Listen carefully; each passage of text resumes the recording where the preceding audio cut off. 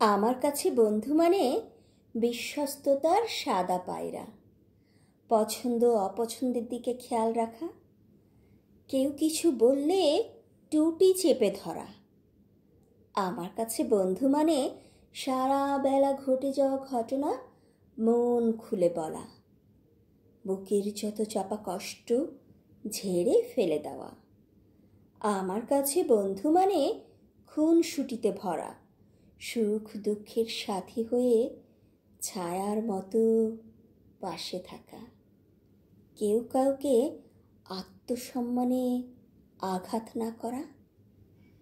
আমার কাছে বন্ধু মানে বিশালতার ছোঁয়া, যেখানে থাকবে না কোনো কুটিলতার ধোয়া, শত ঝড়েও কেউ কাউকে না ভুলে যাওয়া।